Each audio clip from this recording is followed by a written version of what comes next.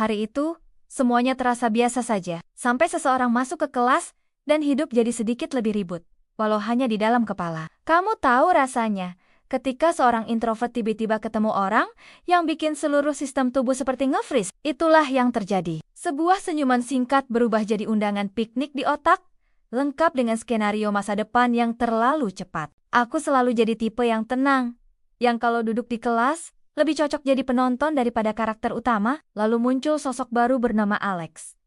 Gaya mereka sederhana, tapi punya aura yang bikin suasana jadi nyaman. Senyuman sebentar saja cukup membuat hati terasa aneh, seolah tubuh sedang mencoba ribut. Sejak saat itu, setiap kali berusaha mendekat, langkah rasanya seperti ada remote yang menekan tombol pause. Duduk sedikit lebih dekat, menata diri supaya terlihat casual, tapi ujung-ujungnya cuma bengong sambil pura-pura sibuk memegang pensil. Rasanya lucu, karena dalam kepala ada percakapan panjang, tapi di dunia nyata satu kata pun tak keluar. Bahkan ketika kesempatan muncul untuk menyapa, tangan sempat terangkat, lalu pikiran mendadak memulai konser alarm panik, membuat tubuh kabur dan menabrak pintu. Kejadian itu membuatku memilih menghindar selama beberapa hari. Bukan karena perasaan itu hilang, tapi karena malu yang masih terasa menempel. Di balik semua itu, muncul rasa lain yang lebih dalam dari sekadar naksir. Perasaan gagal menyapa berubah jadi pikiran yang menyiksa. Seperti bertanya terus-menerus,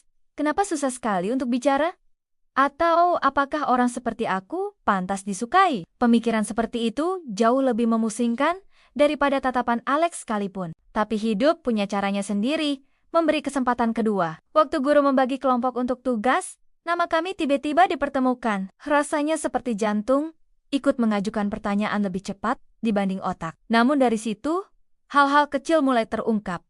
Ternyata Alex tidak seterang yang kupikir. Di balik percaya dirinya, ada sisi pemalu juga, hanya beda cara menampilkannya. Saat mereka bertanya soal studio Ghibli, rasanya seperti membuka pintu rahasia. Dari satu topik kecil, obrolan mengalir lebih jauh. Kami mulai bertukar pesan, membagikan meme, sampai bertukar musik. Di momen-momen itu aku sadar, ternyata mereka memperhatikan lebih banyak daripada yang kukira. Mereka tahu kapan aku jadi lebih pendiam. Mereka juga tahu caranya membuat percakapan tetap hangat tanpa membuatku merasa terintimidasi. Cerita kami memang tidak berakhir dengan romansa dramatis. Tidak ada pengakuan cinta dengan latar matahari terbenam. Tapi dari situ, tumbuh sebuah hubungan yang lebih nyata.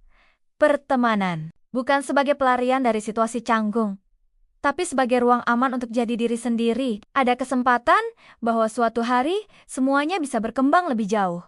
Tapi untuk saat ini, kedekatan itu sudah cukup. Yang paling berharga bukan apakah aku berhasil mendapatkan cinta pertamaku, melainkan keyakinan bahwa aku tidak perlu berubah jadi seseorang yang berbeda untuk disukai. Keberanian tidak selalu terlihat dengan suara lantang atau langkah yang penuh percaya diri. Kadang keberanian muncul dalam versi yang lebih pelan, seperti ketika mencoba berbicara walau suara bergetar, atau memilih tetap hadir meski hati masih takut. Flirting sebagai introvert tidak selalu berbentuk tatapan intens atau kalimat manis. Kadang, bentuknya adalah usaha kecil yang terlihat sepele, tersenyum meski gugup, mengungkapkan hal sederhana, atau bertahan di percakapan meski pikiran berlari ke segala arah. Dari situ, seseorang bisa benar-benar melihat siapa diri kita sebenarnya. Jadi, untuk siapapun yang pernah membeku di depan orang yang disukai, kamu tidak sendirian. Banyak dari kita yang pernah terjebak dalam adegan canggung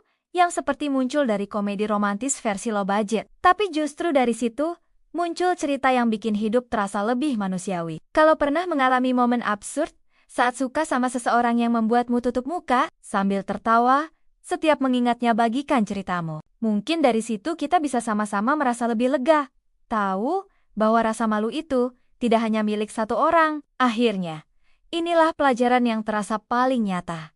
Terkadang hubungan bermula bukan dari keberanian besar, tapi dari momen kecil yang jujur, dan kejujuran itulah yang bisa membuka pintu ke banyak hal indah.